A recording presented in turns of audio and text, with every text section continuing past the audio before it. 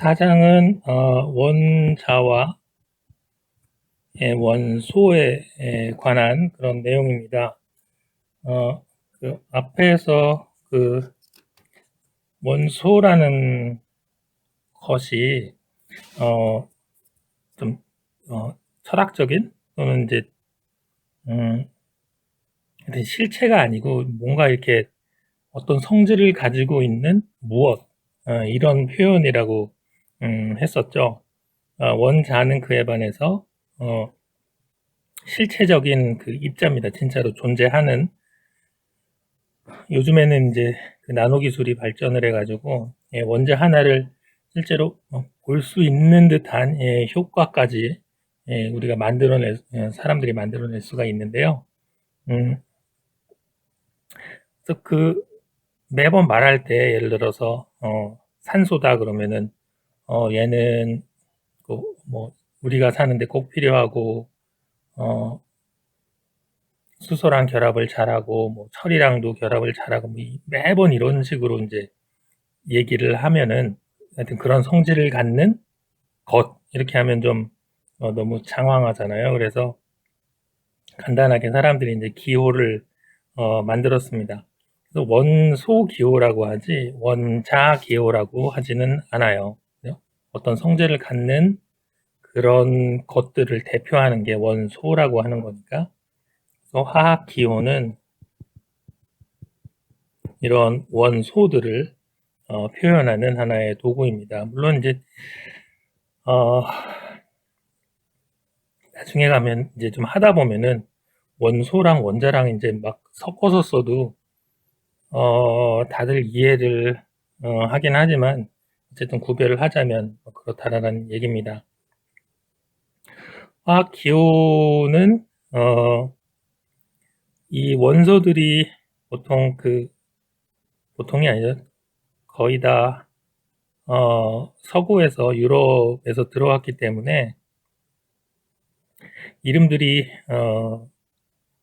영어에 기반한 것들이 많습니다. 물론 이제 다른 뭐 라틴어든지 뭐 독일어든지 이런 것들도 있긴 하지만요. 그래서 우리가 그 발음 나는 대로 예를 들어서 갈륨이다. 그러면은 얘는 갈륨이니까 GA가 될 확률이 높아요. 실제로 이렇습니다. 처음에 발견된 것들은 한자짜리 한 단어가 아니고 한 글자짜리, 그러니까 수소나 산소나 뭐 질소나 이런 애들이 있고요. 세자는 없습니다. 그 전에 뭐 발견되지 않은, 그러니까 아직 명명되지 않은 그런 원소들을 세 글자로 이제 표현을 하기도 했었는데 지금은 걔네들도 다 이름이 지어져서 다 두 글자까지. 그리고 첫 번째 글자는 두 글자라면은, 그러니까 한 글자면 무조건 대문자고요. 두 글자라면은 첫 번째 글자는 대문자, 두 번째 글자는 소문자입니다. 수소는 하이드로젠이죠. 그래서 H가 되고요. 하이드로가 물이잖아요. 물. 젠은 뭔가를 만드는 애들, 물을 생성하는 어떤 것. 그러니까 이제 수소죠. 수소를 H로 표현을 합니다. 헬륨은 똑같이 이게 H로 시작을 합니다만은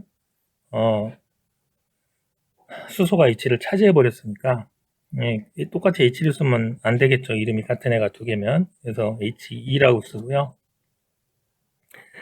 리튬 같은 경우는 L이 없는데 왜 또 그렇네요. 말하고 보니까 리튬은 Li라고 쓰고 베릴륨은 B라고 씁니다.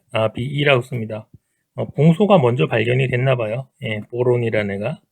그래서 봉소가 B를 먼저 차지하고 그다음에 베릴륨은 Be가 되었습니다. 그러니까 고등학교 때랑 대학교 때랑 그러니까 많이 다르다고 표현하면 좀 그렇고요. 그 이름에서 좀 차이가 나는 게 항상 물어봐요, 학생들이. 예, 이게 NA가 그 나트륨, 이게 독일식이고요. 예, 소듐이라고 읽으면은 약간 영국식 또는 미국식입니다. 근데 그 연구하는 사람들이 이게 논문 같은 걸 많이 쓰거든요. 쓸 때는 지금은 영어가 만국 공통어이기 때문에 예, 요렇게 씁니다. 소듐이라고. 그래서 얘가 표준어라고 보면 돼요. 그러면 또 뭐 나트륨이라고 쓰면 틀리나요? 이렇게 또 물어보는 또 학생들이 있는데 맞아요. 맞는데 우리가 생각할 때는 표준어는 아니다. 이렇게 할 수가 있습니다. 혹시 보기에 나트륨이 없고 소듐이 있으면 예, 소듐이 답이에요. 예? 또 하나는 이 K, 이 칼륨이죠. 소듐이 아니 나트륨이 이게 라틴어인가? 저도 좀 헷갈리는데 어쨌든 영어는 아닙니다. 기원은 칼륨인데 예, 포타슘이라고 부릅니다. 마찬가지로 그 영어로 논문을 쓸 때 칼륨이라고 안 쓰고 다 포타슘이라고 쓰기 때문에 예, 얘가 표준어라고 생각을 하면 됩니다. 그래서 이렇게 쓰면은 근데 K하고 별 관련이 없어 보이잖아요. 소듐도 NA랑 별 관련이 없어 보이고 그런 게 약간 그 단점이긴 한데 뭐 어쨌든 예, 이렇습니다. 어, 우리 지금 하는 일반학 그 계절학기가 온라인이잖아요, 그죠? 온라인 비대면 강의이기 때문에 예, 시험도 똑같이 그냥 온라인으로 봅니다. 다시 말하면 오픈북이란 소리예요. 오픈북. 그래서 그 시험 볼 때 여러분들이 책하고 책도 펴도 책 펴고 뭐 참고 서적 펴고 뭐 계산기 다 필요하고요. 예, 그렇게 해서 시험을 보면 됩니다. 어, 옆에 사람 그러니까 뭐 전화를 해가지고 야 답이 뭐냐 이렇게 물어보는 거는 예, 당연히 부정행위이고요. 답을 공유한다든지 뭐 스크린 그 화면을 공유한다든지 예, 전부 다 그 부정행위입니다. 자기가 가지고 있는 책이나 참고서적이나 이런 거를 보는 거는 아무런 문제가 없어요. 그냥 그 참고할 거 참고하면 됩니다. 어, 그런 것도 있죠. 인터넷을 참고해도 되나요? 이렇게 물어보는 경우도 있는데요. 어, 그 그냥 상식적인 수준에서 우리가 시험 볼 때는 그냥 책하고 그러니까 온라인 도구가 아니고 여러분들이 그 가지고 있는 이 오프라인 도구들 예, 그거를 쓴다고 생각을 하면 좋겠어요. 그래서 그 주기율표는 안 외워도 됩니다. 책 표문 나와 있으니까. 그래서 원소 기호 같은 경우도 뭐 굳이 안 외워도 괜찮아요. 다 나와 있으니까. 근데 어느 정도 공부를 하지 않으면은 어, 사실 좀 어렵죠. 아무리 오픈북이라고 그래도 어디를 펴야지 그 관련 내용이 나오는지는 알아야 되잖아요. 그래서 그냥 뭐 책이 있으니까 나중에 펴보면 되겠지 이렇게 생각하지 말고 어, 저기 좀 익숙해지려고 원소 이름이나 기호나 예, 이런 거에 익숙해지려고 노력을 하기 바랍니다. 어, 예, 더 이상 얘기하면 또 저기 라떼가 되니까 예, 어, 오케이. 그 탄소 같은 경우는 책에 나와 있는 예인데요. 탄소라는 원소는 지금 설명하려고 그러는 게 동소체라는 것인데요.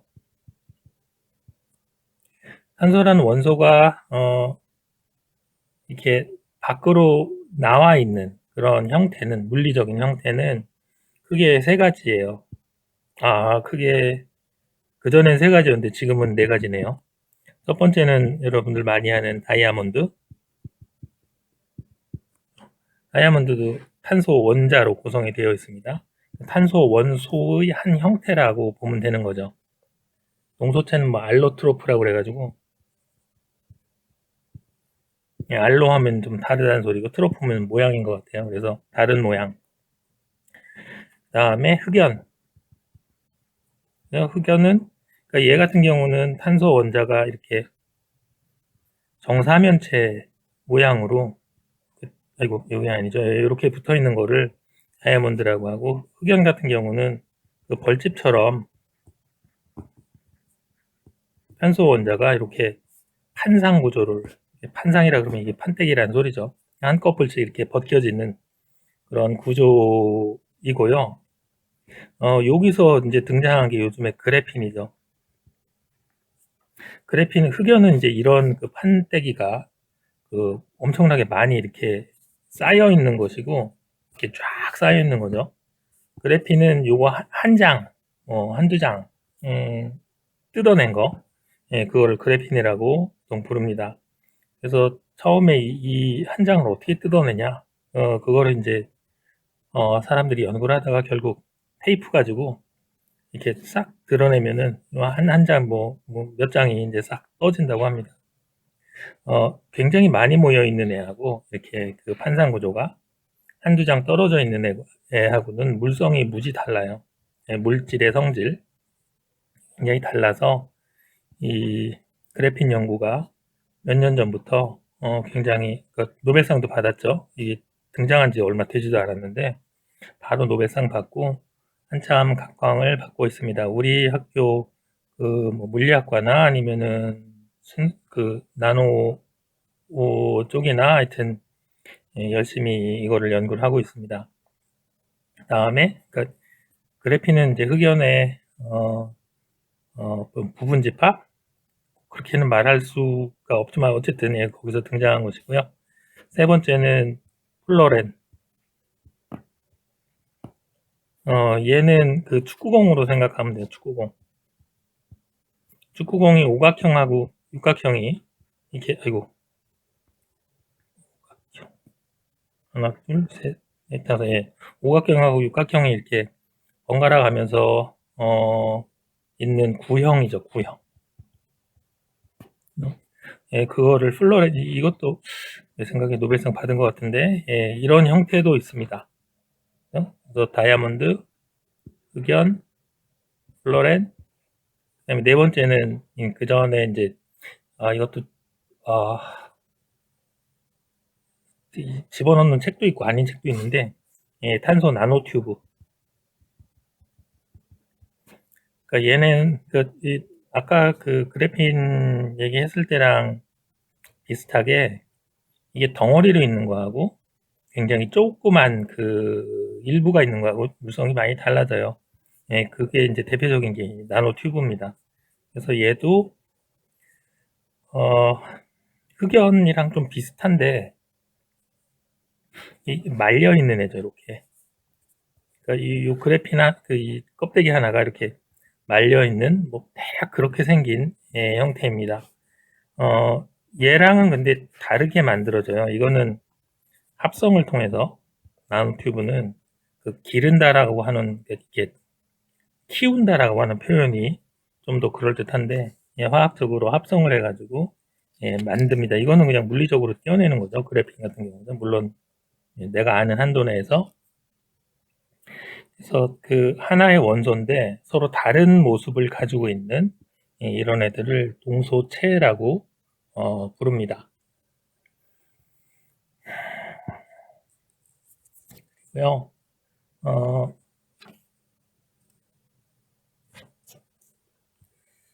대부분의 그 원소들은 대부분의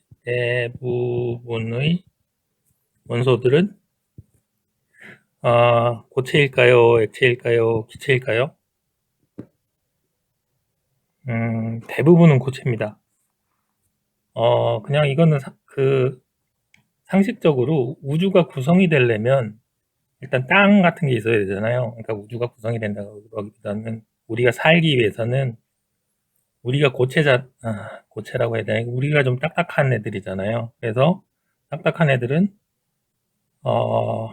기체가 지탱하기 힘들잖아. 예, 그 딱딱한 애들이 지탱을 해야 됩니다. 그래서 대부분의 원소들은 고체예요. 그 다음에 일부가 기체이고요. 그 거의 하나가 액체인데 그게 수은입니다. 여기에 브로민이 포함이 될 수도 있는데요. 브롬 또는 브로민. 얘는 기체인데 끓는 점이 되게 낮아요. 그래서 상온에서 액체로 존재를 할 수도 있고 내가 손으로 잡으면은 기체로 바뀌기도 합니다. 예? 그래서 뭐 액체라고 그러면은 보통 요것만 얘기를 하든지 아니면 요렇게 두 개를 얘기를 하든지 그렇게 되고요. 수은 그 금속으로 우리가 얘기를 하고 얘는 비금속입니다. 이게 금속하고 비금속이 뭔지는 좀 이따 다시 얘기를 하겠습니다. 오케이. 그 주기율표는 그 앞에서 얘기했던 그런 원소들을 뭐에 따라서 이렇게 줄을 세웠냐면은 제일 처음에 이제 멘델레예프라는 사람이 원자 질량의 그 1800년대 말이라고 해요. 진짜 오래됐죠. 근데 따지고 보면 그렇게 오래된 것도 아닙니다. 1800년대 말이니까 지금으로부터 한 100, 160, 50년 전? 뭐 대략 그 정도? 그때까지만 해도 과학기술이라는 게 그렇게 많이 발전하지 않았어요. 실제로 여러분들 그 핸드폰 생각해 보면은 아이폰 나온 게 2007년입니다. 2007년. 13년 전이거든요. 처음에 그거 나왔을 때만 해도 아무튼 여러분들이 몇 살인가요, 그때? 예. 하여튼 어 되게 신기했어요. 이게 뭔가 이거 어디다 쓰나 막 그랬었는데 하여튼 예. 그 이 당시에는 과학기술이 그렇게 많이 발전하지 않았음에도 불구하고 이 당시에 알려진 원소들, 그것들의 질량에 대한 정보, 정확히 몇 그램이냐 이런 거 말고 일정한 양에 해당하는 질량이 얼마냐 그런 거죠. 하여튼 정보 그냥 간단히 이렇게만 얘기를 하겠습니다. 이게 얼만큼 무거운지 그 각각의 원소들이 그것에 대한 정보를 가지고 있었어요. 나보고 이거 지금 실험하라고 그래도 이걸 어떻게 해야 되는지 모르겠는데 그 당시 사람들이 이런 걸 알고 있었습니다. 그래서 이 멘델레이프라는 사람이 한 게 뭐냐면은 질량에 따라서 이렇게 그때까지 알려진 원소들을 이렇게 배열을 했어요. 이렇게 쭉 배열을 하고 그 다음에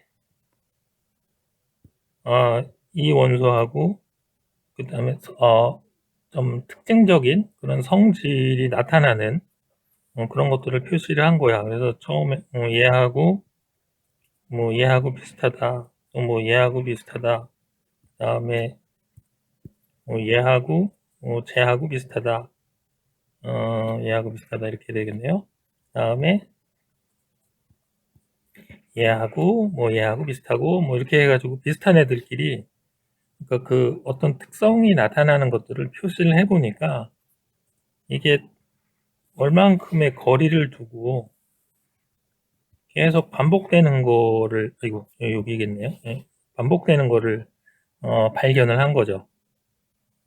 그러니까 원소라는 애를 질량에 따라서 쭉 늘어놓고 보니까 어떤 성질이라고 부르는 물리적 화학적 성질이죠. 그 성질들을 갖는 그런 원소들이 어떤 간격을 두고 되풀이 되더라 라는 거죠. 또는 그거를 약간 이제 그럴듯하게 표현하면은 이 어떤 물리적 화학적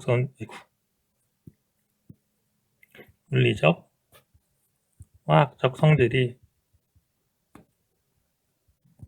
주기적으로 반복되더라. 그거를 이제 발견한 거예요.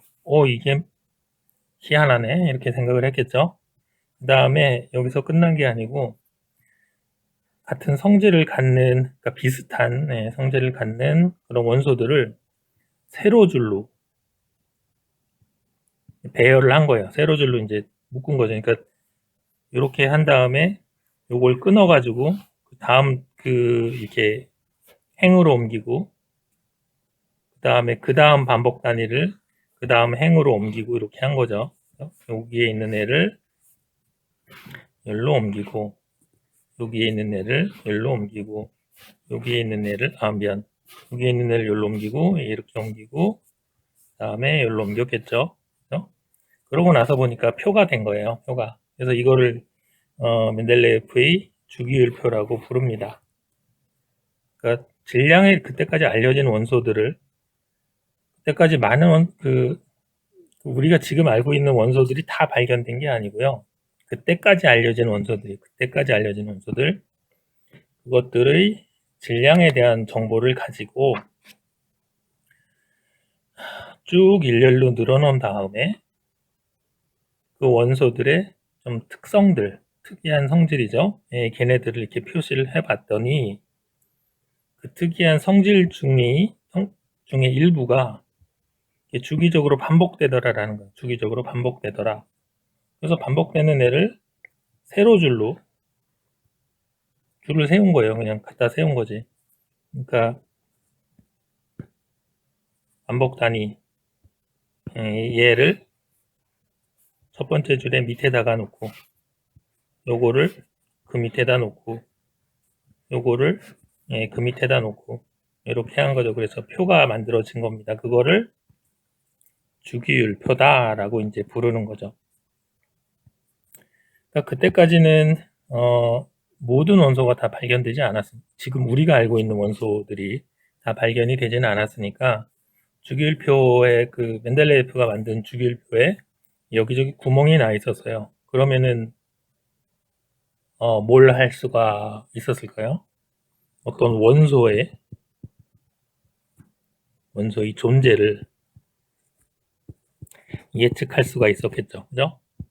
원소의 존재는. 그러니까 주기율표를 이렇게 만들고 나서 원소들이 그때까지 알려진 애들을 뭐 이렇게 다 채워놓고 봤더니 여기가 비어 있어. 이거는 지금까지 발견되지 않았던 거야. 그러면은 이 원소가 무엇이겠는가? 이 원소의 성질이 무엇이겠는가? 그거를 예측을 할 수가 있었다라는 거죠. 세로줄로는 비슷한 물리적 화학적 성질이니까 얘네들의 성질을 가지고 있을 거다라는 거. 가로줄로는 요거보다는 무겁고 요거보다는 가벼운 어떤 놈이다 라는 것. 그래서 실제로 그거를 찾아냈습니다. 그러니까 이 표라는 것이 우연히 만들어진 게 아니고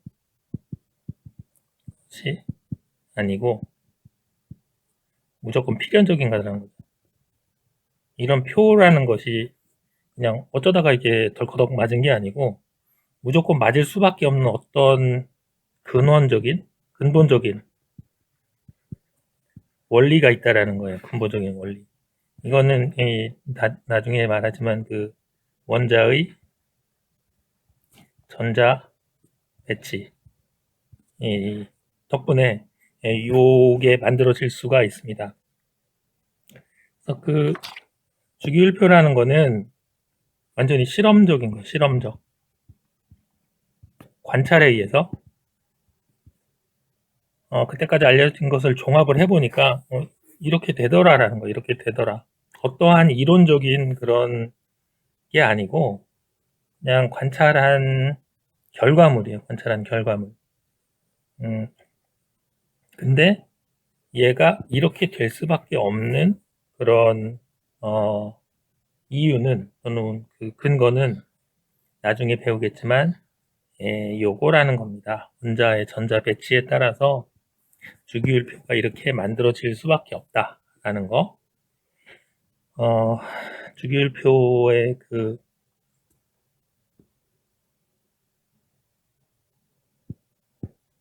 이름을 보면요. 이 가로줄이 주기예요. 주기. 가로줄이 주기.